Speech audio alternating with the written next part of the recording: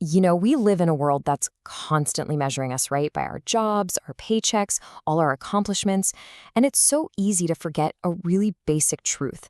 The world can stick a price tag on almost anything, but we, and only we, have the power to define our own true worth. So let's just start with this one big question to kind of marinate on. What really determines your value? Is it just the stuff you can list on a resume, or is it something deeper that you can't just put down on paper?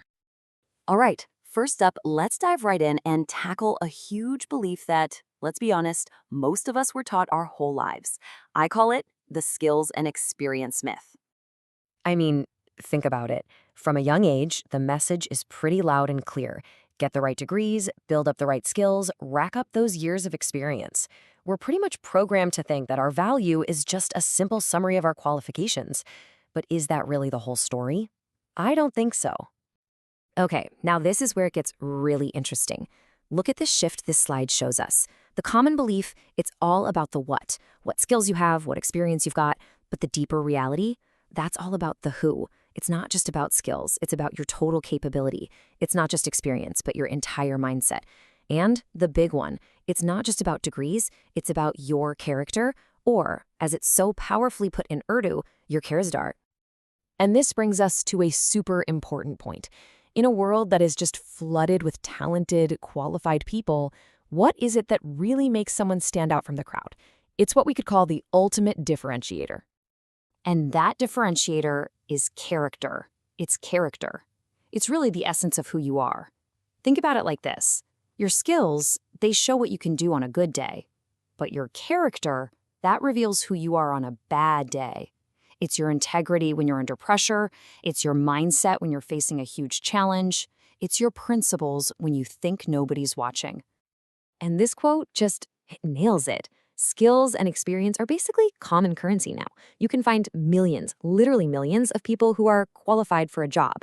But character, now that is rare. And because it's so rare, it is incredibly valuable. It's what companies, and honestly, what the world is truly looking for.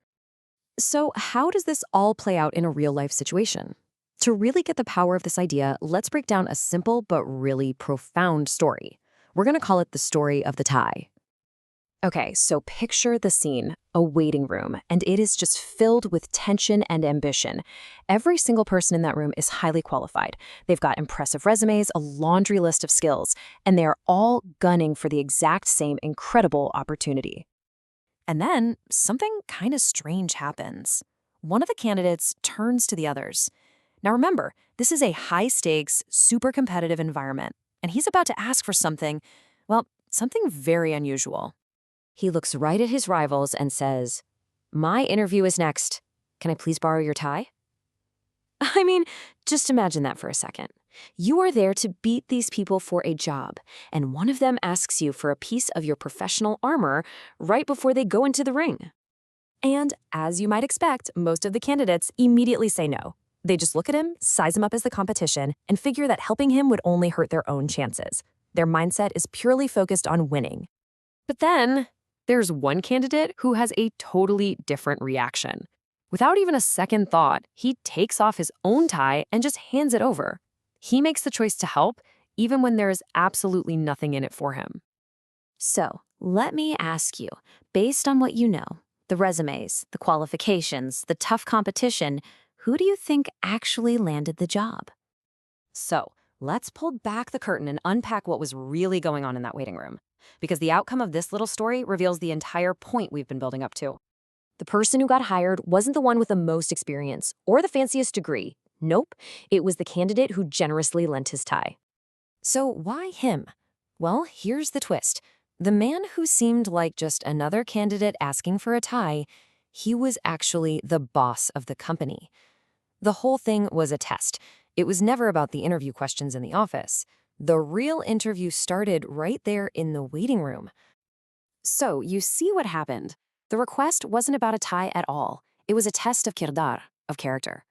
All the other candidates, even with their amazing qualifications, they failed because they showed they didn't have that spirit of generosity. But the helpful candidate, he passed with flying colors. He proved that his character, his willingness to help someone he saw as a competitor, was actually his greatest asset. And this brings us right to the final, And most important lesson here. The story of the tie isn't just some clever little anecdote. It's the perfect metaphor for understanding what your true worth really is. This slide just sums it all up perfectly, doesn't it? Your skills are what get you noticed. They get your resume pulled from that giant pile. But it's your character that gets you chosen. Your skills might open the door to a huge opportunity, sure, but it's your character that actually secures your place inside that room. Because when it all boils down, your skills are what you do, but your character, that's who you are. So, what are the big takeaways from all this? First, remember that companies hire whole people, not just a list of skills. Second, when the market is super competitive, your character is your single greatest advantage.